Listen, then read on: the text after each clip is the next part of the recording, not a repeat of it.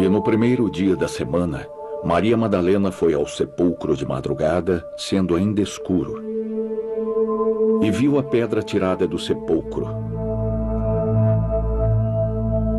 Correu e foi a Simão Pedro e a outro discípulo a quem Jesus amava, e disse-lhes: levaram o Senhor do sepulcro, e não sabemos onde o puseram.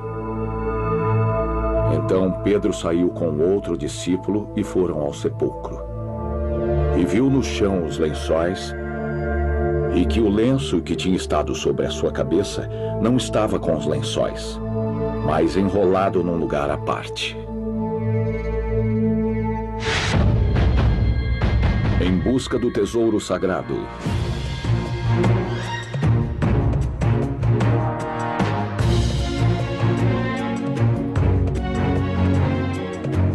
Religião, ciência, tradição, teologia, tesouro sagrado.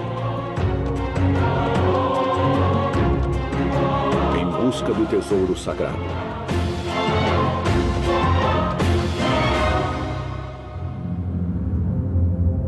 Em busca do tesouro sagrado.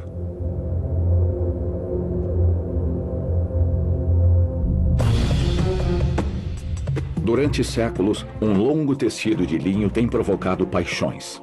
Alguns acreditam que ele é o sudário verdadeiro usado para enterrar Cristo, enquanto outros pensam que é apenas uma fraude que data da Idade Média, um engodo criado em nome da fé. É falso.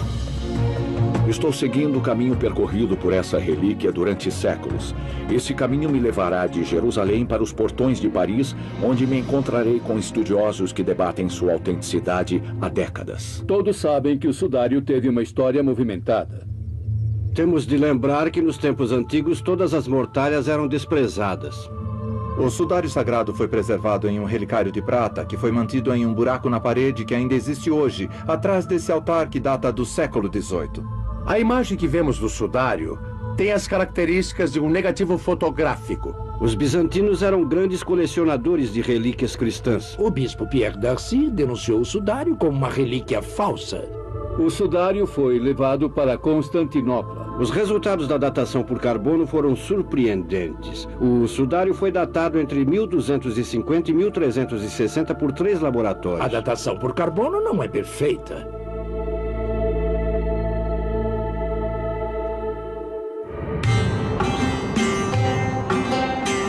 Embora a Igreja Católica pense que as bases da fé contidas na Santa Bíblia são suficientes para guiar os que seguem sua religião, no decorrer dos séculos, muitos cristãos sentiram o impulso de encontrar objetos que atestassem a validade dos eventos relatados na Bíblia. Na Idade Média, essas relíquias se tornaram objetos de veneração. A adoração das relíquias era uma prática muito disseminada na Idade Média, era de importância considerável, mas acho que resultava de uma evolução relativamente lenta. Depois, por volta da segunda metade do século IV, houve uma sequência de milagres próximos aos locais de sepultamento dos santos mártires. Eles se tornaram os primeiros santos. Turim, Itália. Estou em Turim, a capital do Piemonte. Turim é a 4ª cidade em tamanho da Itália, depois de Roma, Milão e Nápoles. Disse que antigamente Turim era considerada como uma das cidades mais ocultas na Europa. Provavelmente, a cidade tem essa reputação por causa do monumento na Praça Estatuto, dominado por um anjo negro com uma estrela de 5 pontas invertida na cabeça. Para os ocultistas, esse é um símbolo de Lúcifer, o anjo caído. Existem também 2 estátuas na igreja Gran Madre de Dio, uma das quais é uma Madonna segurando o Santo Graal, a famosa taça usada por Jesus Cristo na última ceia. Mas o que me trouxe a Turim foi a Catedral de São João Batista. Desde meados do século XVI, a igreja possui a guarda da mais famosa das relíquias cristãs, o Santo Sudário. Em francês é chamado de sueur de Turim, mas pessoalmente não concordo com o nome, porque o suer é um tecido usado para enxugar o suor. O nome vem de sudário de Oviedo. Sudário é a palavra italiana para sudarium. O tecido em Turim é uma mortalha, um tecido funerário, que em francês seria linceul. É um tecido de linho, é claro. A palavra linceul vem do latim linceum. Tem cerca de 1,10 m por 3,30 m. Pode ser um pouco esticado, mas há algo de especial nessas medidas. Tem 2 cúbitos de largura, segundo a tradição judaica na época de Cristo, e 8 cúbitos de comprimento. Esse tecido de linho tem marcas de sangue, e essas marcas formam 2 imagens de um homem morto que foi crucificado, que passou por uma agonia que corresponde ao que sabemos sobre a paixão de Cristo.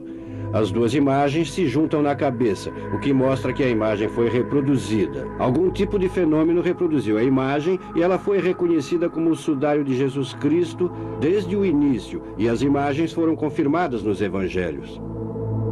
Será que essa mortalha corresponde às descrições nas escrituras sagradas e às descobertas arqueológicas feitas na Palestina?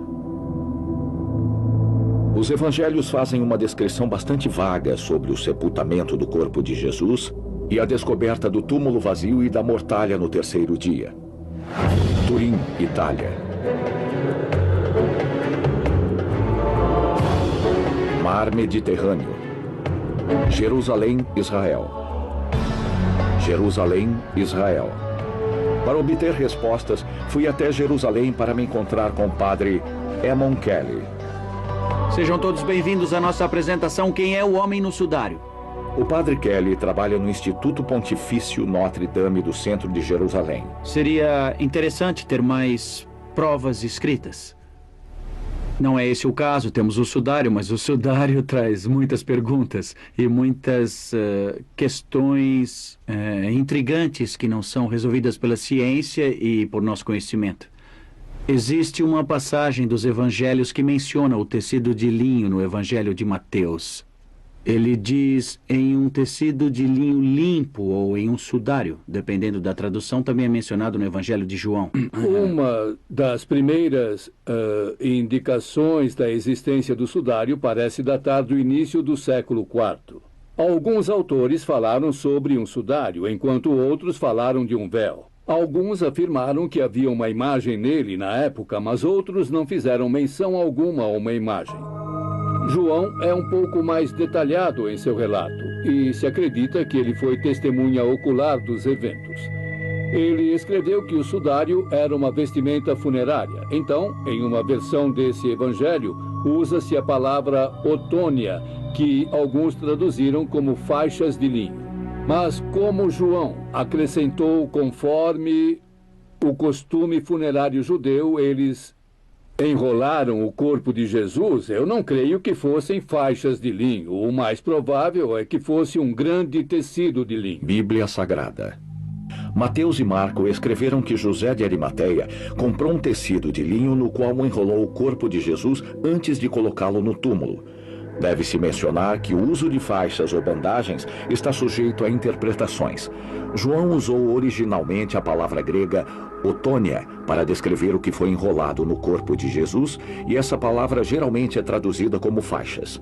Porém, os linguistas e estudiosos concordam que a palavra otônia pode ter um significado mais amplo como vestimenta, véu, túnica ou faixa.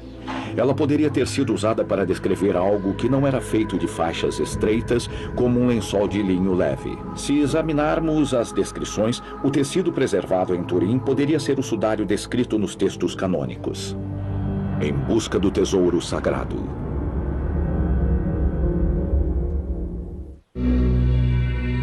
Em busca do tesouro sagrado. O homem retratado no sudário está deitado reto, com as mãos na altura da virilha, braços levemente para os lados. Há muitos ferimentos e lacerações no corpo. Ferimentos nos pulsos, nos pés, nos lados do corpo e lesões ao redor da cabeça. Apenas uma reflexão pessoal diante da imagem. O homem do sudário parece ter sido amortalhado segundo os costumes judaicos. Sabemos hoje que os essênios, uma comunidade judaica de Qumran, enterravam os mortos exatamente desse modo. E foi exatamente isso. Tradicionalmente, segundo o costume judaico da época, o corpo também era lavado e as mãos e os pés eram ligados com bandagens. Um véu mortuário, chamado sudárium, era em seguida colocado sobre o rosto do morto. O corpo era então envolto em um tecido de linho, muitas vezes preparado com especiarias e colocado no túmulo. O corpo do homem no sudário não foi tratado desse modo, mas devemos lembrar que Jesus morreu no dia antes do sabá e seu corpo foi levado rapidamente para o túmulo. Jerusalém, Israel. Existe um jardim perto do lugar em que ele foi crucificado, e no jardim existe um túmulo, então temos que lembrar que era sexta-feira à tarde. Esse é o início do sabá e era também a época da Páscoa, então havia muito pouco tempo para realizar o funeral de Nosso Senhor, e eles tiveram de correr com o trabalho. Os evangelhos confirmam isso, dizendo que não concluíram os ritos corretos do funeral e que voltariam depois do sabá para concluir o funeral. E é por isso que as mulheres, inclusive Maria Madalena, voltaram ao túmulo no terceiro dia, só para completar os rituais. Então, por que o sudário não é mencionado nos evangelhos? Será que o sudário de Turim é mesmo o sudário de Cristo? Qual sequência extraordinária de eventos levou o sudário de um túmulo em uma rocha, em Jerusalém, para a Catedral de São João Batista, em Turim? Eu queria descobrir e segui o caminho percorrido pelo sudário. O sudário foi levado para Constantinopla e permaneceu lá até 1204, segundo alguns textos. Constantinopla foi atacada pelos cristãos ocidentais que serviam ao Papa durante as cruzadas. E a cidade foi atacada com fogo. Uma das testemunhas da época disse que, quando os cruzados latinos invadiram as ruas de Constantinopla, eles assassinaram os sacerdotes, violaram as freiras e roubaram tudo que era valioso. Parece que ele foi roubado por um cruzado chamado Othon de la Roche e reapareceu um ano depois, em 1205, como propriedade de Othon de la Roche, que era o Duque de Atenas. Há um vazio na história do sudário de 1205 a 1357. Ninguém sabe o que aconteceu a ele, mas, de algum modo, ele acabou como propriedade da família Charny nessa época. Não se sabe como as relíquias chegaram às mãos da família Charny. Alguns dizem que Geoffroy de Charny, um bravo cavaleiro, conseguiu-o em uma de suas campanhas. Outras fontes dizem que foi um presente ou um tipo de legado. Seja como for, o sudário foi exposto ao público pela primeira vez em 1357 em uma igreja em Lihé, na França. Istambul, Constantinopla, Turquia. Lihé, França. A presença dessa relíquia extraordinária atraiu peregrinos de toda a região. Com o passar dos anos, Lihé tornou-se um local de peregrinação. Infelizmente, nem todos se encantaram com o sudário, inclusive Pierre d'Assy, bispo de Troyes, que não gostou do fato de seus devotos estarem saindo de Troyes e indo para Lihé. Pierre d'Assy era o bispo da região. Ele denunciou o sudário como uma relíquia falsa, como uma fraude criada para se aproveitar dos cristãos. Em uma carta para o Papa de Avignon, supostamente com base em uma pesquisa detalhada, Pierre d'Assy não se contentou em dizer simplesmente: essa é uma relíquia falsa, mas acrescentou: este é o motivo. A famosa carta de Pierre d'Assy para o Papa baseou-se na suposta evidência de seu predecessor, Henri de Poitiers. Segundo a carta, Henri de Poitiers tinha, como posso dizer, Ele obteve provas, depois de falar com o artista, de que o artista havia pintado a própria imagem no sudário que agora está em Turim. Então Pierre Darcy pediu a Clemente VII que interviesse. Clemente VII iniciou um inquérito pelos canais usuais da época. Pediu-se a Pierre Darcy que apresentasse o artista, pois afirmara tê-lo encontrado. Bom, naturalmente, Pierre Darcy não pôde fornecer nenhuma prova concreta para apoiar a sua história. E um ano depois, em 1390, o Papa ordenou que Pierre Darcy se calasse ou sofreria a pena de excomunhão. A pena era muito severa, e então o Papa reafirmou a veneração da relíquia, porém com uma certa reserva. Então ele passou uma mensagem aos cristãos com a reserva usual demonstrada ao público em relação a relíquias ou aparições que não tivessem sido autenticadas, como se fazia na época. Havia sempre uma certa reserva expressa pelo clero, pois o clero, de modo geral, costumava hesitar diante de eventos místicos e relíquias, pois a fé cristã estava contida nos evangelhos. A igreja sempre era reservada, mesmo diante de coisas... Em busca do tesouro sagrado.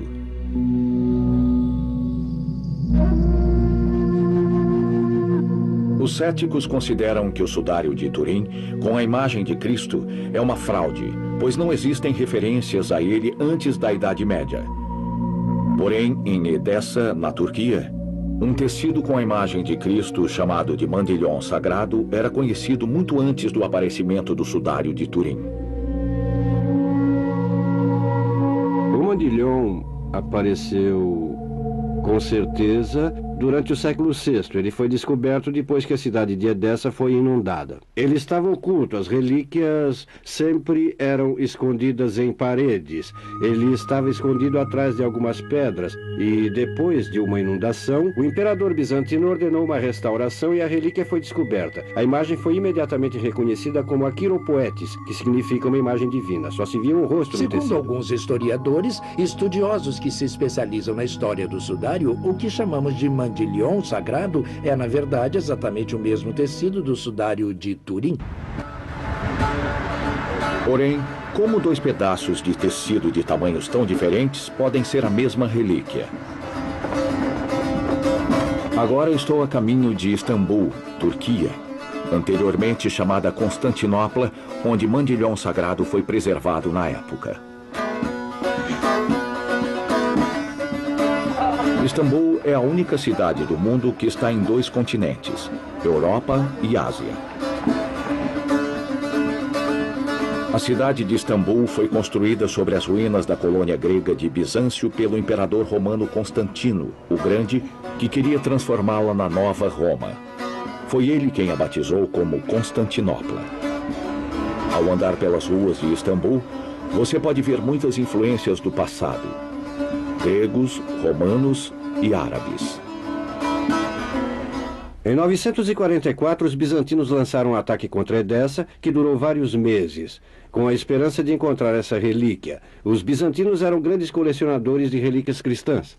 Então eles atacaram, e como os muçulmanos de Edessa se recusaram a se render, eles fizeram uma oferta ao califa de libertar 200 prisioneiros que os bizantinos haviam capturado e lhe deram 30 mil peças de prata em troca da relíquia. Na época, os cristãos eram respeitados em Edessa. A relíquia chegou a Constantinopla de barco em 14 de agosto de 944. O tecido de Edessa foi colocado na Capela Faros do Palácio Imperial, que desapareceu há tempos. Muitas crônicas históricas falam dessa imagem extraordinária que era chamada de mandilhão sagrado, mencionando que estava em Constantinopla. A relíquia era descrita como um tecido pequeno, de forma aproximadamente quadrada. Mandilhão vem da palavra árabe mandil, que significa echarpe ou lenço. O rosto de Cristo aparecia no tecido. O mandilhão era um tecido dobrado de modo que só o rosto pudesse ser visto. Então, obviamente, podemos dizer que os historiadores fizeram uma estimativa do tamanho. Porém, dizer que deixou de ser o mandilhão sagrado de Edessa e se tornou o sudário em Constantinopla, como repentinamente passou a ser chamado, é algo muito surpreendente. Mas temos de lembrar que nos tempos antigos todas as vestimentas funerárias eram desprezadas. Então, ver-se diante da mortalha de Jesus seria muito chocante para os cristãos, e por isso ela foi dobrada durante os primeiros séculos depois da sua morte. Em 1204, a Quarta Cruzada foi lançada. Os líderes venezianos se encontraram em batalha contra as forças da cristandade ocidental, resultando em uma ruptura que provocou um grande conflito civil. Os livros de história dizem que Constantinopla foi capturada e saqueada em 1204, mas, na verdade, isso continuou durante vários anos depois. Os líderes latinos, os cristãos ocidentais, dominaram a cidade. Foi uma história muito complicada. Por um lado, havia uma cruzada que foi desviada, a Quarta Cruzada. E, por outro lado, havia também lutas de poder dentro da própria Constantinopla, entre dois rivais e dois imperadores bizantinos gregos que envolveram os cruzados em suas intrigas políticas. E foi assim que os latinos terminaram entrando na cidade e, uma vez lá dentro, roubaram os tesouros da cidade. Naturalmente, eles roubaram artigos religiosos, mas também roubaram outros tesouros da cidade que encontraram. No caos que se seguiu, igrejas e edifícios fortificados foram saqueados e inúmeros tesouros e objetos religiosos desapareceram. Um deles foi o mandilhão sagrado. 150 anos depois, um tecido sagrado com o rosto de Cristo apareceu em Lihé, na França. Ele estava na posse de um cavaleiro famoso, de Geoffroy de Charny, o senhor de Lihé.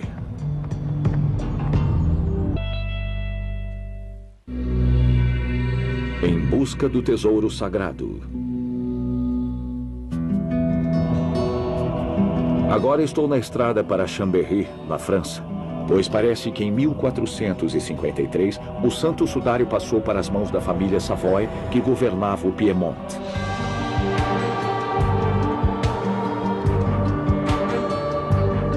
Chambéry era o local de residência dos Savoys na época.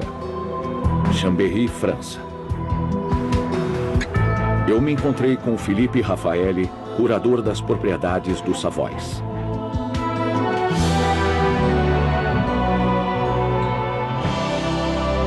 Bom, originalmente foi uma capela imponente, construída para substituir uma capela mais antiga, que foi construída sob as ordens de Amédée VIII, conde de Savoy.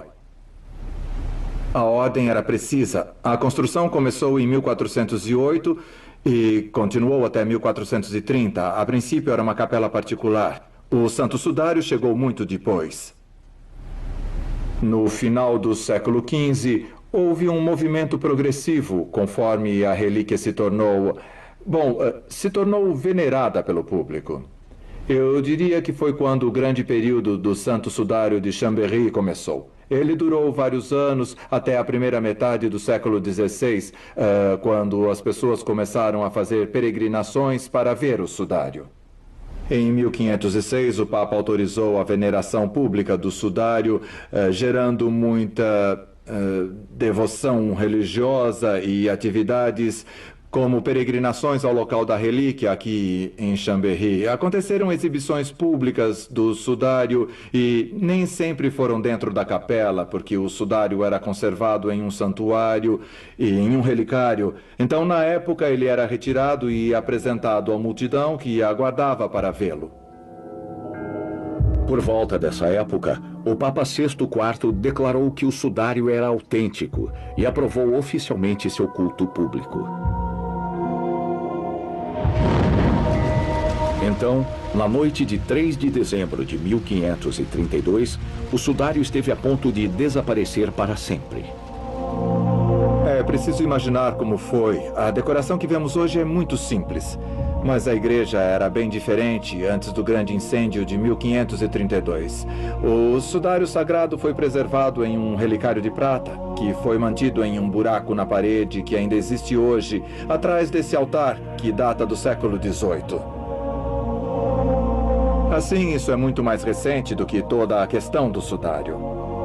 Ele ficou em um buraco na parede, atrás do coro, com um lugar especial para o relicário. O incêndio foi um acidente, mas ele logo tomou proporções enormes, porque não foi apenas a capela que pegou fogo, os outros edifícios também queimaram.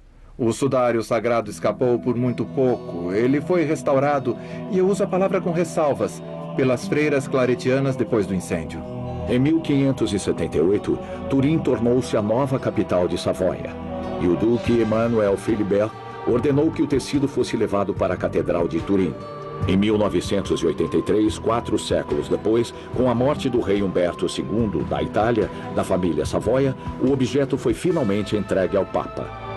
O sudário agora pertence oficialmente à Igreja, e ainda hoje o Santo Sudário é mantido em Turim. Turim, Itália. Perto da Catedral de São João Batista, fica o Museu do Santo Sudário, em Turim. Ali, uma exposição extravagante dedicada ao sudário permite que os visitantes descubram mais do que simplesmente os objetos associados do sudário. Eles também podem se familiarizar com sua história e com os inúmeros estudos científicos que foram realizados a seu respeito. Embora a história do sudário antes do século XIV permaneça ambígua, ela foi bem documentada desde que o sudário apareceu em Lihue. Até o século XIX, nenhuma pesquisa científica havia sido feita com o sudário. Então, em 1898, um incidente em particular colocou o sudário na categoria de objetos miraculosos. Sabia-se há algum tempo, pelo menos desde 1357, que o sudário tinha uma imagem, mas a imagem era um negativo fotográfico, como já foi dito. O fato de ser um negativo causou muita confusão. Houve até mesmo uma especulação por algum tempo de que Jesus de Nazaré devia ser negro, porque era possível ver a imagem negativa dele no sudário.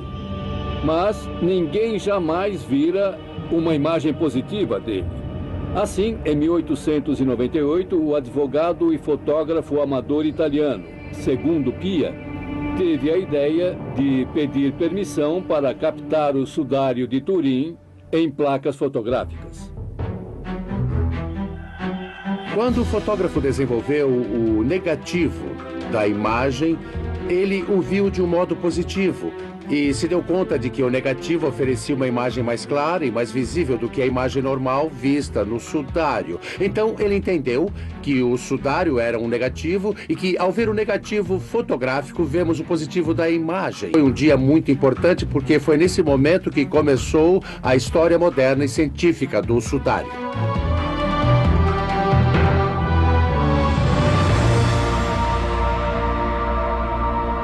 Naturalmente, a descoberta de que a imagem do sudário de Turim era um negativo fotográfico teve um efeito explosivo em todos, inclusive nos devotos religiosos agnósticos e nos que se opunham à Igreja Católica. Eles não podiam dizer que era uma fraude, eles não podiam inventar algo que já não tivesse sido inventado pelos especialistas. E, de repente, havia afirmações de que, segundo Pia, havia mexido nas fotos. Foi só em 1932 que Henri, o fotógrafo oficial de Turim, tirou outra foto do sudário e confirmou que, segundo Pia, não havia manipulado suas fotos. Com as fotos tiradas por Segundo Pia e Giuseppe Henri, o sudário de Turim tornou-se objeto de interesse científico inesperado. Pesquisadores começaram a documentar fatos sobre o sudário e sua história. Entre 1930 e 1950, o cirurgião francês Peter Barbet realizou estudos detalhados da imagem do homem torturado. Na opinião dele, estava claro que o homem retratado no sudário tinha as marcas da crucificação. Ele foi crucificado de um modo específico que tornou possível identificar essa crucificação. As pessoas crucificadas geralmente eram amarradas à cruz com cordas e morriam de sede. Jesus foi pregado à cruz. Isso era horrível por si só, porque ao pregar a mão de alguém no espaço de Destô, atingiríamos o nervo mediano. E isso seria desprezível. Sempre que se atinge um nervo importante, causa-se muita dor, e as duas mãos dele foram pregadas. Os pés também foram pregados e colocados em uma posição em que estavam totalmente travados. E qualquer movimento seria impossível. Todos esses estudos foram repetidos pelos americanos ainda com mais detalhes e usando técnicas modernas que mostraram que as manchas que se acreditava serem sangue eram realmente sangue humano. Houve também estudos feitos com poeira e pólen que provaram que o sudário é originário do Oriente Médio. Os pesquisadores também conseguiram estabelecer a composição exata da imagem. É claro que isso só aconteceu depois da exibição pública do sudário em 1978, quando pela primeira vez os cientistas receberam permissão para examinar o sudário de perto por uma semana. Havia uma equipe de pesquisadores americanos, a STURP, sigla de Projeto de Pesquisa do Sudário de Turim. Eles realizaram análises detalhadas, examinando a imagem de todos os ângulos possíveis e imagináveis. Ao contrário do que se acreditava popularmente há muito tempo e que a mídia continua a afirmar ainda hoje, a imagem não é uma pintura de modo algum. A equipe americana de pesquisa mostrou que a imagem fora causada pela oxidação superficial das fibras do linho nos pontos em que a trama e a urdidura se entrelaçam. E quando a imagem é ampliada muitas vezes, é bem interessante ver como a coloração só aparece em pontos de cruzamento específicos no tecido. Desse modo, essa imagem em tecido é análoga a uma imagem impressa. Usando a terminologia atual, poderíamos até dizer que a imagem no sudário de Turim é uma verdadeira imagem digital plotada em pixels. No entanto, devemos dizer que foram encontrados traços de tinta no sudário. Isso é frequentemente apontado pelos céticos para desacreditar o sudário. Na verdade, a presença de partículas de óxido de ferro usado como pigmento em tintas pode ser facilmente explicada. Na Idade Média, havia uma crença popular de que se você pegasse um objeto comum e o colocasse em contato com um objeto sagrado, o objeto comum se tornaria tão puro quanto o próprio objeto sagrado. Quando essa transferência estava completa, o novo objeto sagrado recebia tanto respeito quanto a relíquia religiosa original. Quando entendemos como a transferência de relíquias religiosas era popular na Idade Média, torna-se razoável supor que um ou mais sudários falsos teriam sido colocados em contato com um sudário genuíno. Nesse caso, não seria surpreendente encontrar partículas de tinta no sudário. Creio que a melhor evidência atual é devido ao fato de que não foi possível, até agora, construir uma imagem que, de algum modo, fosse idêntica à do sudário. Esse é o maior mistério, por assim dizer, no sentido de que muitos cientistas tentaram, no último século, tanto do ponto de vista teórico quanto experimental, reproduzir, a partir de um cadáver, uma imagem idêntica à do sudário. Mas, até o momento, os resultados não foram muito bons. Mesmo que o sudário de Turim tenha sido usado para envolver o corpo de um homem torturado, ainda existe a dúvida quanto ao corpo reproduzido no tecido ser ou não o de Jesus de Nazaré, que morreu na cruz 2000 anos atrás. Em busca do tesouro sagrado. Turim, Itália. Quando os dados da pesquisa foram publicados em 1978, muitas pessoas estavam prontas para jurar a autenticidade do sudário de Turim.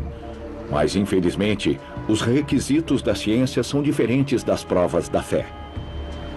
Além disso, o sudário de Turim pertence ao domínio da religião e os cientistas não se entusiasmam por lidar com algo divino. Era necessário algo a mais para convencê-los, uma prova adicional. A datação por carbono. A técnica se baseia em um princípio simples. Depois da morte de um organismo, ele libera gradualmente o carbono que acumulou enquanto vivia. Esse é um processo lento e estável. Desse modo, é possível determinar a idade de um objeto calculando a quantidade de carbono 14 ainda presente nele. A datação por carbono foi feita em 1988 e 89, e foi aí que os problemas começaram, pois os resultados tiveram um efeito explosivo. O sudário foi datado entre 1250 e 1360 por 3 laboratórios, em Oxford, Zurique e Tucson, nos Estados Unidos. Obviamente, houve declarações de que o sudário era uma fraude. 1260, 1390. Sudário de Turim é uma fraude. Em primeiro lugar, e todos os cientistas que fazem datação por carbono confirmam isto, uma análise por carbono 14 só é confiável na medida em que é colocada em contexto e concorda com elementos arqueológicos. Ironicamente, só o elemento não arqueológico é que discorda do resto. Esse processo de datação é muito polêmico.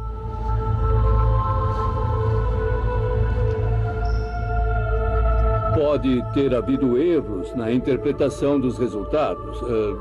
Devemos lembrar que o método do carbono 14 não é um método infalível. Ele data os níveis de carbono 14 presente em uma amostra, mas a amostra precisa ser isolada e não pode ter sido contaminada com o carbono 14 mais recente. Entanto, todos sabem que o sudário foi muito transportado no decorrer dos séculos, que quase foi queimado em um incêndio em Chambéry em 1532, que foi molhado e foi muito manipulado a cada vez que foi exibido. Então é claro que não foi isolado de influências externas. Podemos, portanto, imaginar que contaminações por carbono 14 mais recente tenham afetado os resultados obtidos pela datação. Se você tiver um pedaço de linho, por exemplo, ou qualquer outro material maleável, é bem fácil adicionar um contaminante em seu exterior e isso, considerado como um todo, poderia alterar o valor dos dados obtidos. Por outro lado, seria muito difícil alterar os componentes inseridos na própria celulose, desde que seu tratamento prévio, seu tratamento químico seja considerado na datação e que a leitura chegue à celulose, é muito difícil alterar os dados. No caso do sudário, falamos de um tecido com 2000 anos que teria uma contaminação medieval nele.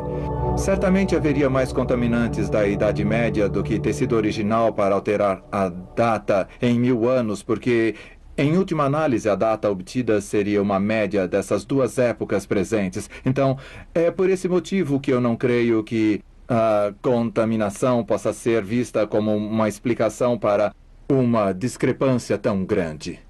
Bom, eu vou fazer uma declaração como estatístico, porque a estatística é a minha especialidade. Assim como muitos outros estatísticos, eu gosto de passar o meu tempo olhando colunas de números. Nesse caso, os números foram as medidas tiradas durante os testes de carbono. E falando estatisticamente, eu notei que os resultados dessas colunas de números não combinam uns com os outros.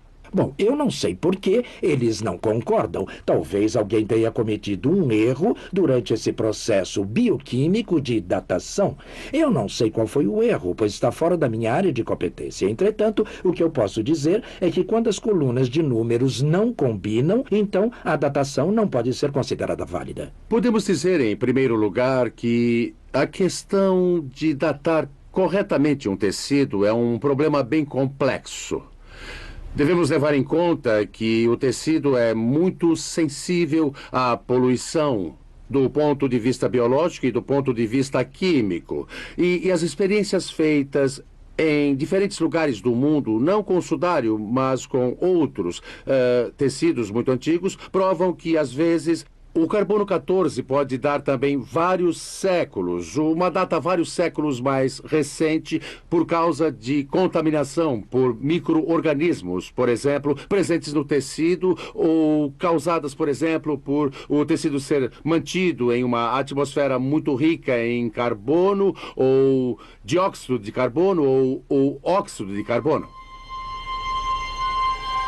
O sudário de Turim pertence ao tipo de relíquias religiosas que podem ter estado em contato real com Jesus Cristo e que trazem consequências sérias para os cristãos, para os fiéis religiosos, porque se algo for autêntico, ele será uma prova histórica de que Jesus realmente existiu. A igreja não tem medo da ciência e autorizou as análises com carbono 14, embora não costumem ser permitidas. Assim, foi uma grande surpresa quando foram publicados os resultados da datação com o carbono 14, e a igreja vive com isso. E milhões de pessoas continuam a visitar o sudário. O Papa João Paulo II visitou Turim durante o Ano Santo e creio que foi ele quem pediu que nós venerássemos o sudário em 1998 em preparação para o jubileu. Foi uma exibição especial do sudário que normalmente só ocorre em anos santos, a cada 25 anos. O milênio, o ano 2000, foi um jubileu muito importante nesse aspecto. Tem havido muitos estudos científicos questionando o conhecimento científico desde que a imagem foi realmente descoberta. Em outras palavras, desde que o sudário foi fotografado pela primeira vez em 1898. E o mais interessante é ver que, quando foram realizadas pesquisas sobre o sudário no século passado, investigações sobre as pesquisas anteriores com o sudário, os ateus militantes apoiam a autenticidade do sudário. E os professores de medicina de grandes universidades dizem: não há dúvida de que esse sudário foi usado para envolver o corpo de um homem crucificado 2000 anos atrás. Por outro lado, vemos padres e teólogos, eu conheço um em especial, que afirmam categoricamente que ele é uma fraude. Seria de se esperar que acontecesse o contrário. Como devemos interpretar todas as contradições ao redor desse tecido? A datação por carbono 14 poderia levar 3 laboratórios famosos e independentes a resultados errôneos? Poderia um artista desconhecido da Idade Média ter descoberto os fundamentos de negativos fotográficos, pixels e radiação? Quem foi esse homem crucificado exatamente como Jesus, segundo os evangelhos, e que deixou sua marca nesse sudário da Judéia? Em busca do tesouro sagrado. Em busca do tesouro sagrado.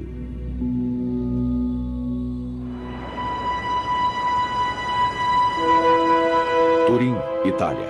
Se o sudário de Turim é uma fraude medieval, como a datação por carbono parece indicar, então devemos reconhecer que quem o criou foi um visionário incrivelmente inteligente e engenhoso.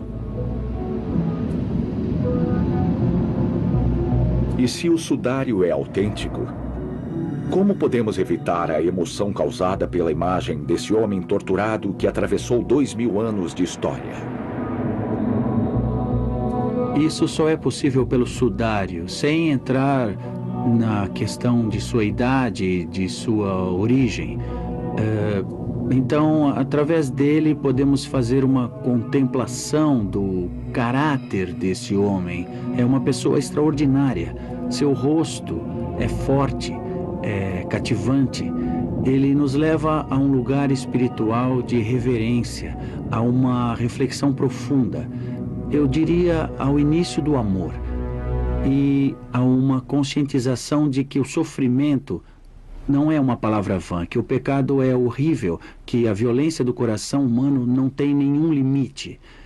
Se ele realmente é a prova da paixão de Cristo e de sua ressurreição, então isso nos leva ao ponto em que o Filho de Deus foi morto por mãos humanas.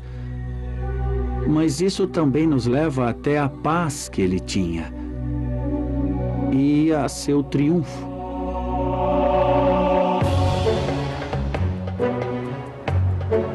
Quer seja uma relíquia autêntica ou uma fraude medieval, a própria existência do sudário de Turim é um milagre.